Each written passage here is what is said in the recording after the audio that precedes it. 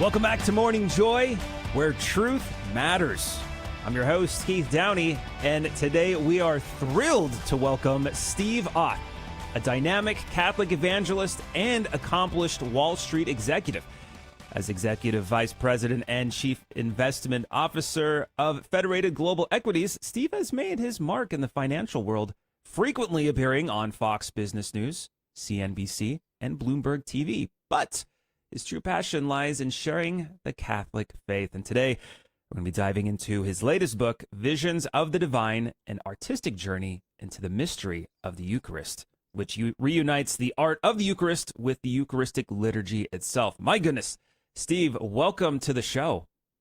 Thank you, Keith. Great to be here. Absolutely. Now, real quick before we dive into the conversation here, you mentioned in a kind of our internal chat here that you and your wife, Evelyn, met with the Pope in New York City, and I just felt like it'd be great to share that little story with us. Yeah, it was a remarkable moment. I actually almost didn't happen because when I got the invite a couple of weeks before he arrived, I thought it was a fishing expedition. You know, Vatican, urgent meeting with the Pope. I'm like, come on, I'm not that crazy. But yeah, we ended up meeting him before with, 20 or so other Catholic business people. I guess, the Pope wanted to meet with some Wall Street Catholics. I'm not sure he was sure there were any. And so it just kind of blew me away, Keith. And I wanted to give him some taste of our, I think you may know that Evelyn and I run a spiritual tour of the Metropolitan Museum on Friday nights called Pilgrimage to the Museum. And that's how we've gotten a lot of our Wall Street friends and, business people and things like that involved with this project.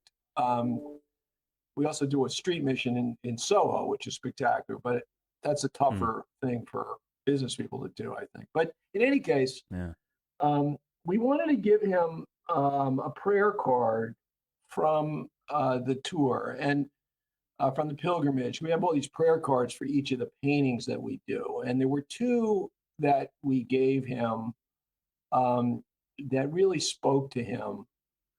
And I still remember that time when I was describing these two paintings to him and how we thought they spoke to his papacy, and the big smile he had on his face.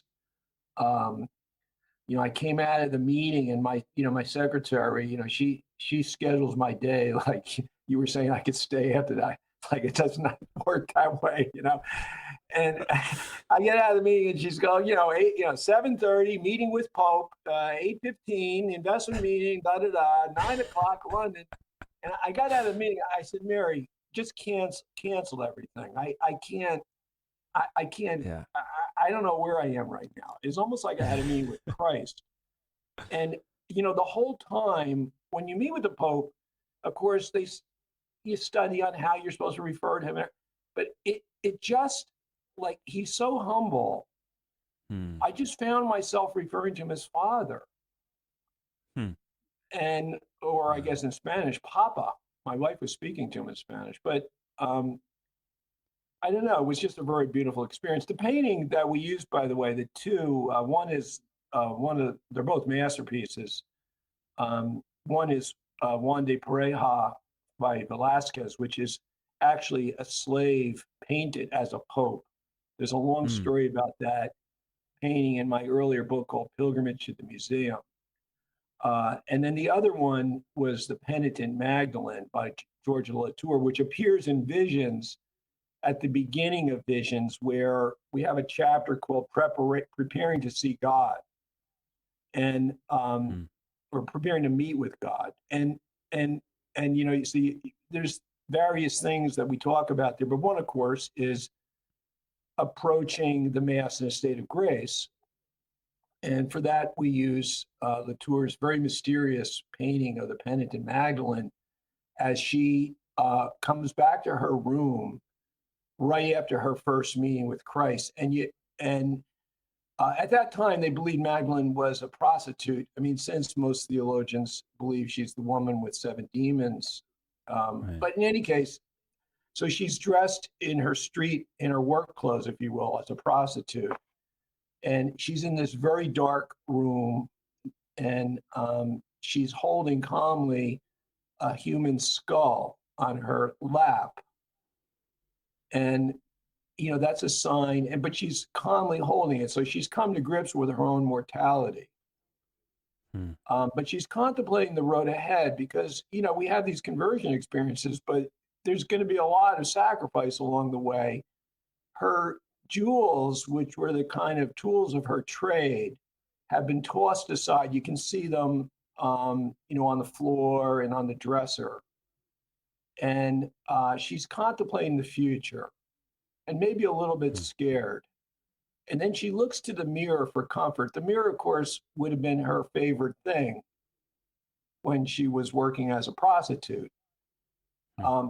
And she looks into the mirror, she turns, and she sees Christ as a candle, but it's the light of Christ. And she hears him say, Mary, I'm here with you.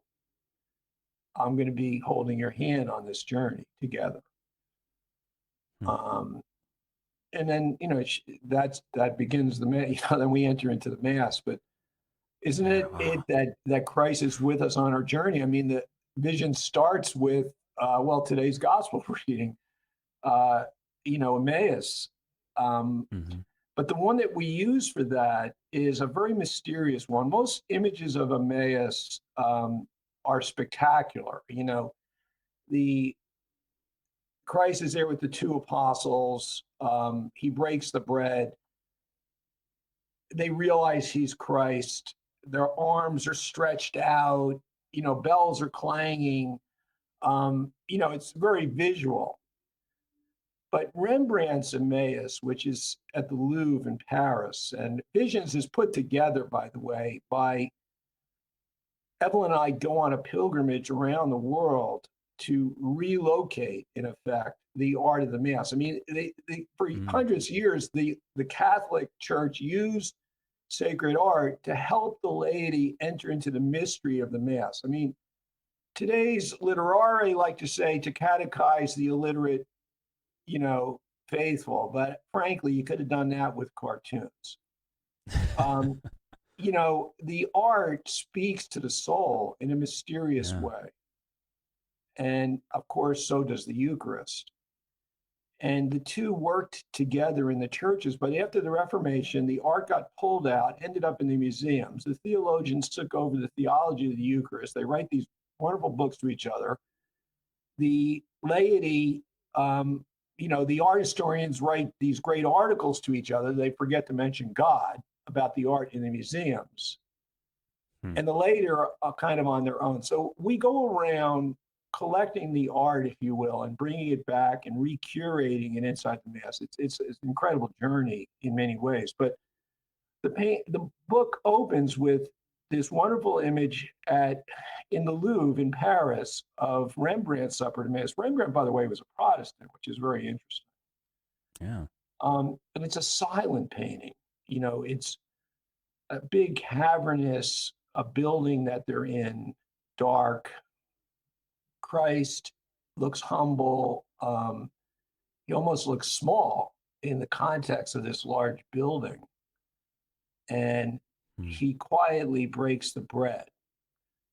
And then these two apostles, and I can imagine myself in this situation, they're somewhat discouraged, to say the least. They think that the Messiah has been murdered, executed.